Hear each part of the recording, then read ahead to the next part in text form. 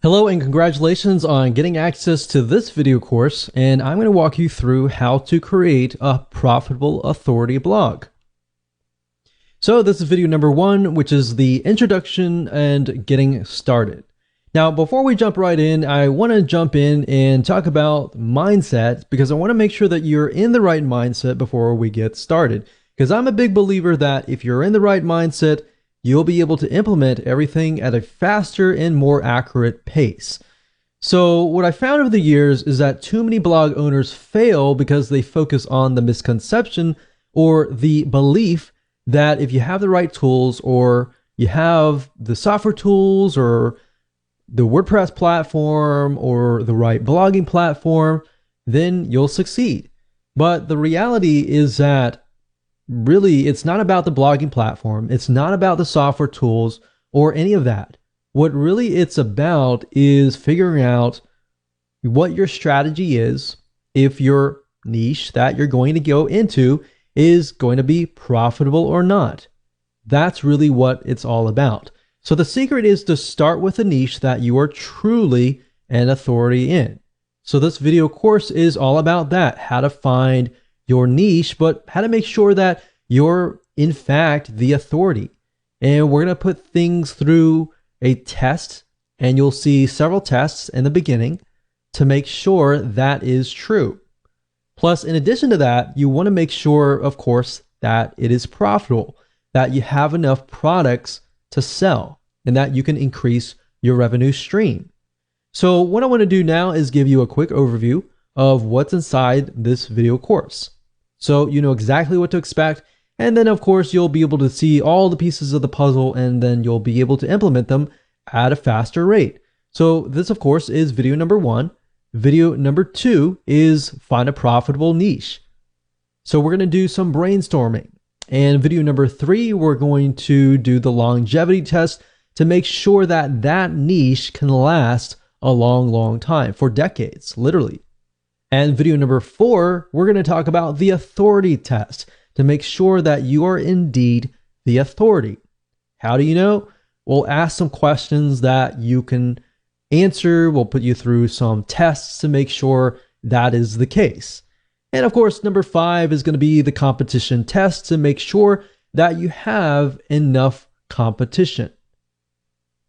And video number 6, we're going to talk about the product test to make sure that everything is going to be profitable for you in the long run. Because the worst case scenario is you jump into a niche that has a high demand, but it's not necessarily profitable. And of course, video number 7, we're going to talk about topic generation. So we're going to take the niche that you decided upon, and I'm going to show you how to use free tools to gather intelligence to figure out what actual topics are in demand. Because it's easy to create topics out of our head, and that's great. And some of those might be high in demand, but we can verify these with actual tools online. And video number 8, we're going to talk about blog post creation. Video number 9, we're then going to talk about blogging platforms. So if you notice, a lot of videos 1 through 8 is all about strategy, planning, getting it right. And once you do that, then you can move on to setting up your blog. Then you can think about the software tools and all of that. All right. So with that said, let's move on to video number 2. Welcome back. This is video number 2, and we're going to talk about how you can find a profitable niche that you are an authority around. And as we're thinking about that, I want to ask you a question, which is, what are you interested in? What are you passionate in? And I want you to keep that question in your mind. And the reason being is because I want to address an issue. And the issue is that many people tend to choose niches based on profitability. And that's the wrong way. Here's what you should look for. You should look for something that you're interested in, because if you look at the profitability or the money first, you will fail eventually, because you'll eventually run into a roadblock and you will get overwhelmed. It'll be boring and you'll have no interest in it to continue. And another thing is you won't look like you really know what you're talking about. So start with your passion.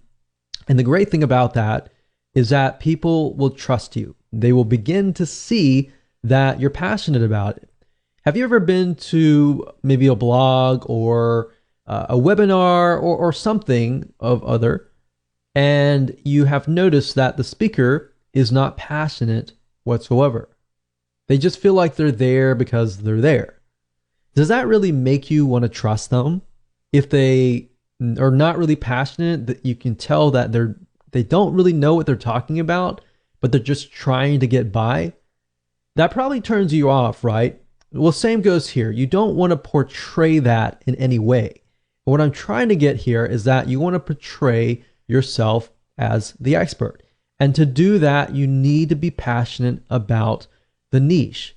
So over time, like I said, things will get boring and you will lose sight. And once you've lost sight, that is the beginning of failure. So what I'm trying to do is I'm trying to set you up for success.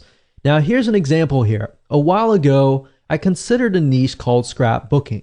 I had zero interest in it, but I did this because I was trying to follow the money. What happened was it flopped. It died. So what I realized over the last decade was what gets you over the roadblock is being passionate about the niche. So here's my recommendation to you, and I want you to take this exercise and just go ahead. Step one, just pull out a pen and paper, pause the video if you want to, and just sit down and just begin to jot down all of your hobbies, things that you've invested money into, things that you've been passionate about. Maybe it's something that your family's passionate about. Think about all the pains that you've been through or your loved ones have been through, and jot those down as well. Because let's be honest, if it's a pain, you've probably done enough research about it to know the advantages and disadvantages of certain solutions and all of that. So let's say, for example, you have had a kidney stone. If that's the case, then you passed it without needing surgery, then somebody else out there is probably going to want to learn from you, right? So you have some sort of experience in it. You felt the pain, you felt the suffering, you've been through and done that. So you can relate to the people that are going through it. So basically think of things that you're passionate about. And if you want to pause this video and just go ahead and do that, that's fine. After you've done that, step number 2 is now, out of these that you have written down, I want you to pick and choose the ones that you're extremely passionate about. Now, hold on to this because in the next video, we're actually going to discuss how to ensure that you can make sure that you can do this for the long term and that this passes the longevity test, which is the next video. Hello and welcome to video number 3, and we're going to talk about the longevity test. So here's a quick and easy short test that you can utilize to figure out if you're really passionate about the niche in the long term. Because you might be okay right now, but we really want to know if it's going to last for a decade or more. So in the previous video, you created many different topics and then you chose one. Now, the fact that you are passionate about this topic means that you're more likely to succeed in the long term, but we want to make sure that is the case. So here's what I want you to do. I want you to get a timer, whether it's your phone, whether it's your watch. From this topic, what I want you to do is try to jot down at least 10 to 15 different but very specific topics around this one topic. So in other words, let's do half an hour and let's see how fast you can create specific topics around this niche. So say, for example, let's take the example of kidney stones. We can think about with kidney stones, there can be dieting. For example, certain foods create kidney stones, and certain things, certain supplements can actually help pass the stone without surgery. Now, can you create 10 or more topics? So I created 2 out of those. Or let's say, for example, lowering cholesterol. You know, we have dieting, we have exercise, we have cardiovascular exercise, we have aerobic exercise, we have other different options as well. So what we're trying to do is figure out how many topics you can create. So go ahead, Do that now, pause the video. If you got 10, great. If you got 15, super. If you got 20, awesome. But if you got at least 10 within less than half an hour, then that's a good sign. That means that in your brain, you're able to produce topics right away and that you're actually passionate about this niche. Now, are you stuck? Let's say you tried it and you weren't able to think of anything. If you're stuck, then that kind of means that you need to move on to the next one. So look back on the list of pains and hobbies, pick another one, and go through the cycle again until you find one that works. Now, here's the final test. Let's say you found something that you were able to write 10 for. Is this something that you would feel comfortable writing day in and day out?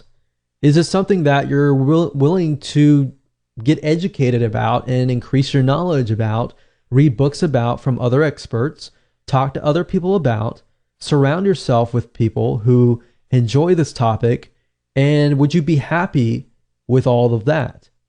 If you said yes to all of these questions, then this might be a good topic of choice. So that brings us to the authority test next.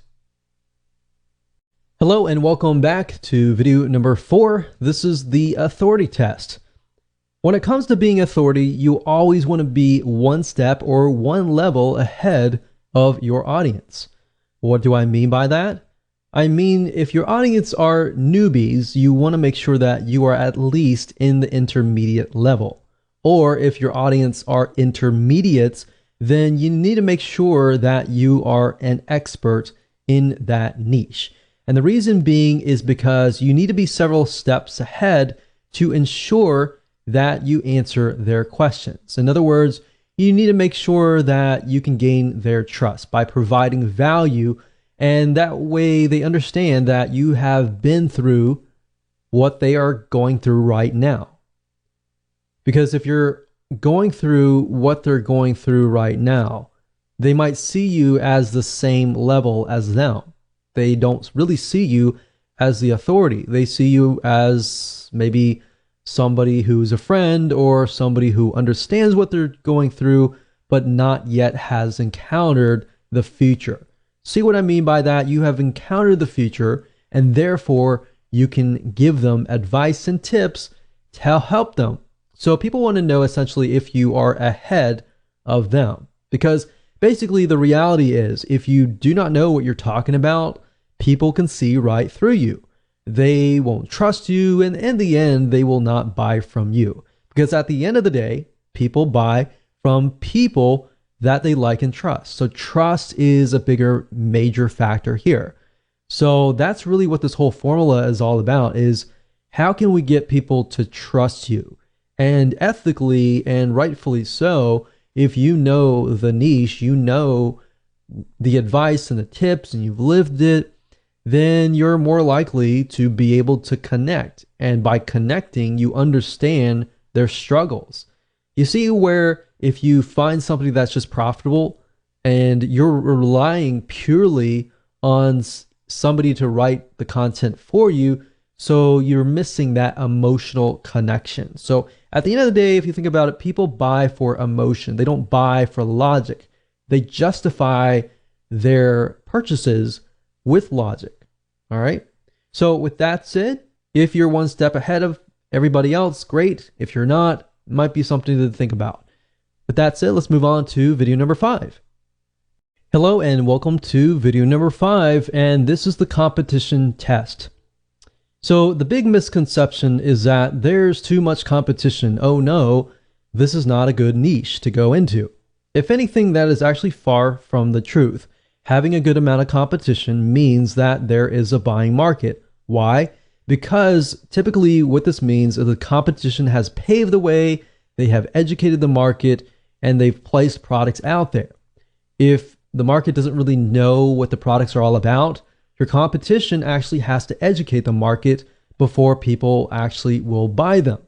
So basically, instead of having to educate the market, you simply come in, provide lots and lots of value, and you can move in, you can find out what your competition is doing, what your competition is not doing, therefore is a demand in itself, and actually do it.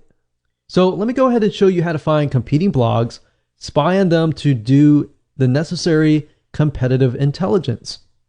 So technically you can go to google.com and do a search for blogs in your niche. But a tool that I like to use is called buzzsumo.com. That's buzzsumo.com. And the reason why I like this is because this site literally analyzes the content that performs the best within the niche. So this really is going to help shortcut things for you. So if I go here and I type in, let's say for example, lower cholesterol, let's see what we get. Now, one thing to note is that BuzzSumo, it is a paid tool, but it will allow you to do some free searches as well. So if you want to pay for it later, that's fine if you get really serious.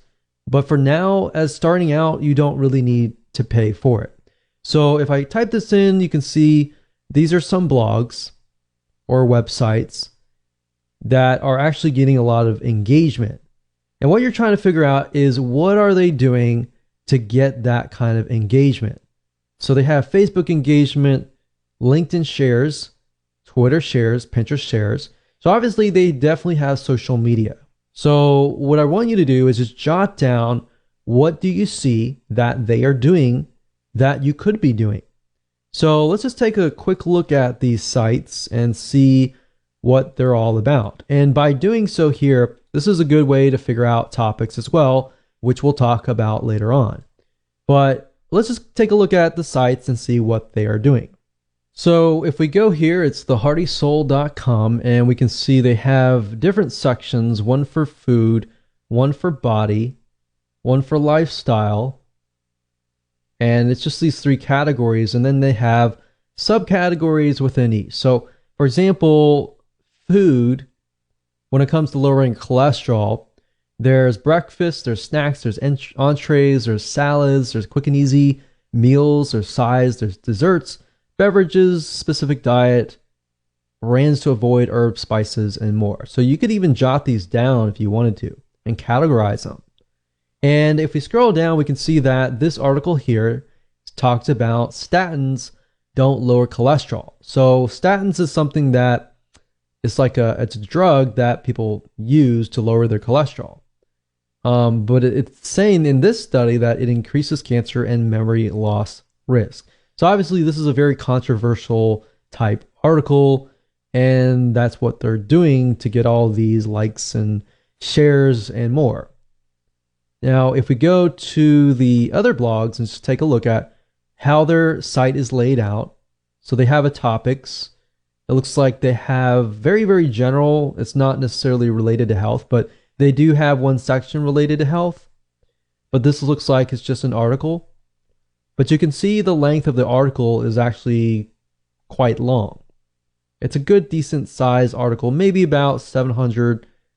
No, it looks more like 1,000 words.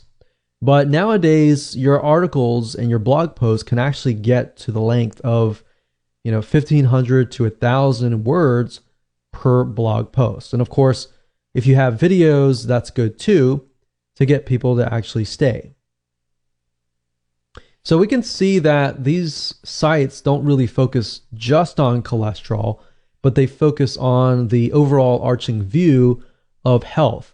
Now, what this allows you to do is this allows you to create a profitable authority blog based upon a very, very specific niche. If you focus only on, let's say, lowering cholesterol or how to pass a kidney stone without surgery, then that might actually allow you to convert more sales because the person that you are attracting is more likely to be in that mindset, right? So for example, if somebody comes to this blog, they might be interested in lowering their cholesterol, of course, because of lifestyle, but they might be coming here because they're interested in relationships. So it's not really targeted. So that, I think, is something that could be improved and something that you could even do yourself. So that's what I would do. I would go to these sites, jot down at least 10 or so things that they could improve and that you could follow, that they are doing that is working for them. and you can compare different blogs to make sure that all of these blogs are doing the same thing. If they're all doing the same thing and they're doing really well in that area, it might be something that you can actually mimic.